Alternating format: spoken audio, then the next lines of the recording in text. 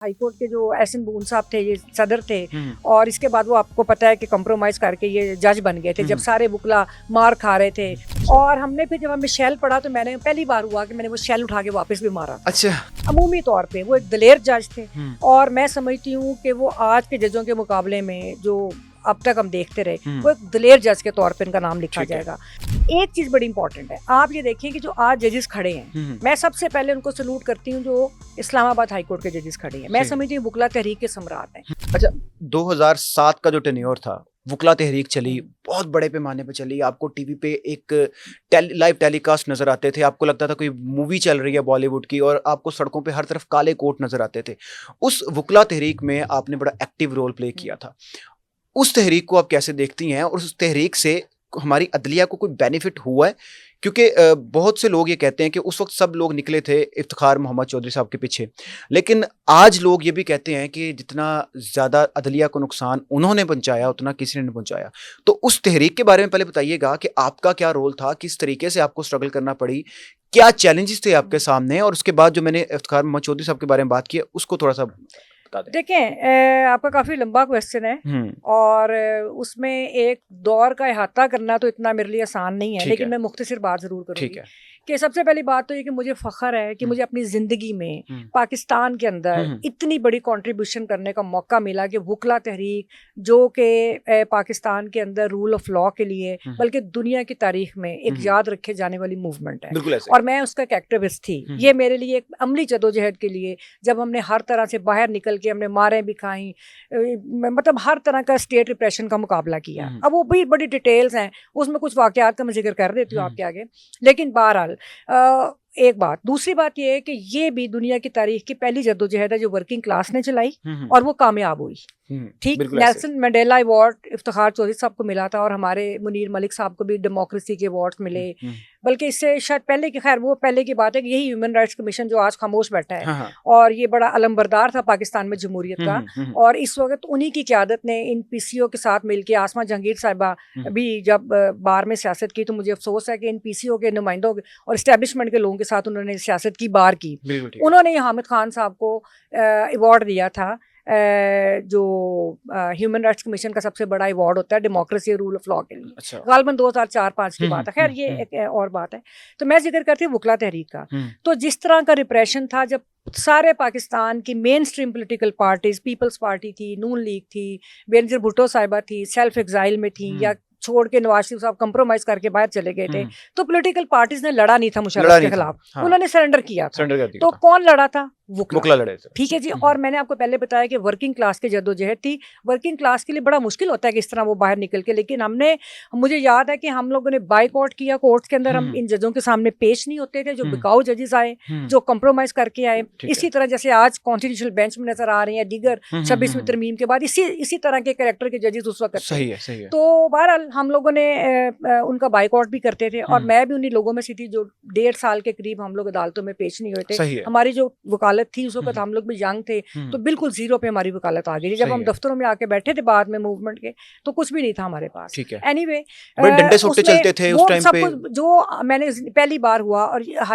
पाकिस्तान की तारीख में कि हाई कोर्ट के अंदर बख्तर बंद गाड़ियां आई, शेलिंग हुई। और मुझे याद है कि जो हाई कोर्ट का बैक गेट था, जब 5 मई था गालबन एक वकला कन्वेंशन हो रहा था और लाहौर हाई कोर्ट के जो एहसन बून साहब थे, ये सदर थे, और इसके बाद वो आपको पता है कि कंप्रोमाइज करके ये जज बन गए थे जब सारे वकला मार खा रहे थे और हम लोग बाइकआउट करके और हर तरह के रिप्रेशन का मुकाबला कर रहे थे। तो यही ग्रुप था उनका, जिसको हम आजकल इंडिपेंडेंट ग्रुप का नाम दिया हुआ है। तकरीबन यही सारे चेहरे थे कि जो उस वक्त भी कंप्रोमाइज कर गए थे, एस्टेब्लिशमेंट के हाथों खेलते रहे। तो मुझे याद है कि उस दिन हम लोग बाहर निकले तो अली अहमद कुर्द साहब जो थे ना, वो पिछले बैक गेट के ऊपर, जो स्टेट बैंक का गेट है, तो उसके ऊपर खड़े हुए, दोनों तरफ से पुलिस थी।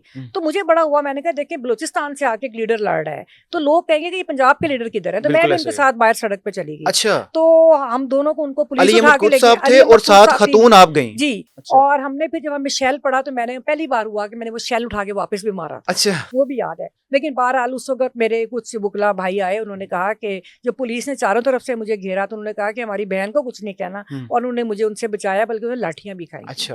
तो बहरहाल एक तो दूसरा मुझे याद है कि हमने जजिस के जब इनको डिटेंशन ऑर्डर्स आए तो हम इनके घरों के बाहर हमने रात सारी प्रोटेस्ट किया, और पूरी रात हम लोग उधर बैठे रहे। आसमा साहिबा भी थी उस वक्त, हमारे साथ थी उस वक्त, और भी दीगर लोग थे, लेकिन हम 8-10 लोग थे। सारी रात दिसंबर था और हम चारपाइयां बिछा के बैठे रहे। इसके बाद आपको याद होगा जस्टिस रमदे के खिलाफ भी और दीगर जजिस के 2007-8 की बात बता रही हैं जी, उसी तहरीक की बात बता रही हैं, ठीक है, कि उस वक्त इन पे पाबंदी लगी कि ये नमाज अदा करने भी मस्जिद तक नहीं जा सकते। अच्छा, सही है। तो तब मैंने लीड किया एक प्रोटेस्ट को, हम इनके GOR गए और उस वक्त मेरे डिटेंशन ऑर्डर्स भी आए। सही है। कोई डर खौफ नहीं लगता था, गोलियां भी चलती थी, जब आप भी चलते थे, शेलिंग भी होती कर रहे थी। होते हैं, जब आप कमिटेड होते हैं कॉज के साथ, तो फिर देखें आपको बहुत कुछ बर्दाश्त करना पड़ता है। कभी कभी डर भी आपको लगता है, लेकिन जाहिर बात है आप ह्यूमन बीइंग हैं आपको, लेकिन आपके सामने सब कुछ हो रहा होता है। मेरे भाइयों ने, मेरी बहनों ने बहुत कुर्बानियां दी हैं, हमारी वुकला क़यादत की बड़ी कुर्बानी है, जानों से लोग गए। कराची में आपको याद होगा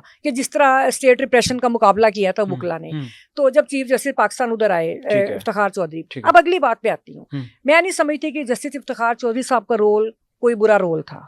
उनका रोल ये जानबूझ के उनको मिलाइन किया गया, बुरा बनाया गया।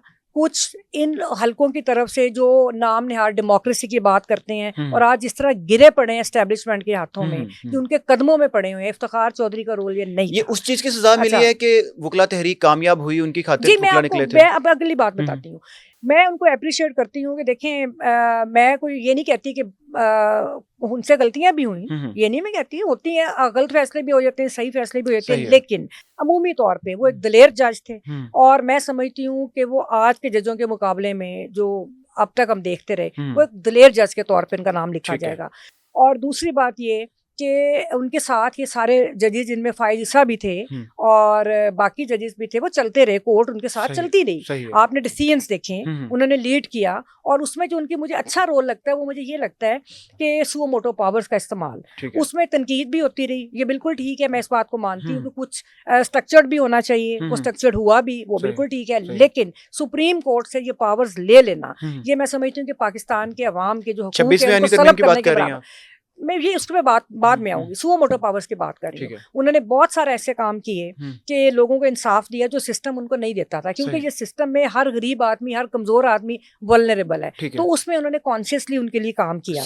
अच्छा, अगली बात ये कि जब इस्टेब्लिशमेंट को ये महसूस हुआ वुकला तहरीक की कामयाबी के बाद, हाँ, और आपने पूछा कि वुकला तहरीक की कामयाबी आप कैसे समझती हैं, मैं समझती हूँ कि उस तहरीक के बहुत असरात हैं। उसने लीडरशिप पैदा की मुल्क के अंदर, उसने ये सोच पैदा की कि आपने जबर के खिलाफ लड़ना है, उसने ये सोच पैदा की कि जब भी कोई चीज गलत होती है लोग प्रोटेस्ट कर सकते हैं, और लोग प्रोटेस्ट करना आपका हक है, लोग करते रहे। आपको याद होगा पेंशनर्स भी निकले, सर्विस मैटर्स के हवाले से लोग निकले, लोगों की FIRs नहीं होती थी, एक सिस्टम हमें नजर आता था, और ये ग्रेजुअली बदलता है। पाकिस्तान जैसी रियासत में ये चीजें आहिस्ता आहिस्ता तब्दील होती हैं। बहरहाल एक आप लोगों को एक ऐसी लाइन मिल गई कि लोगों को समझ आ गया कि आपके हकूक हैं। और एक आखिरी बात ये कि जब ये वुकला तहरीक हमारी जब चलती रही और जब हम कामयाबी की तरफ आए, एक चीज बड़ी इंपॉर्टेंट है, आप ये देखिए कि जो आज जजेस खड़े हैं, मैं सबसे पहले उनको सलूट करती हूँ जो इस्लामाबाद हाई कोर्ट के जजेस खड़े हैं। मैं समझती हूँ वुकला तहरीक के सम्राट हैं। सुप्रीम कोर्ट में भी इस वक्त जो 5-7 जजेस खड़े हैं, जिनमें जस्टिस मंसूर अली शाह हैं,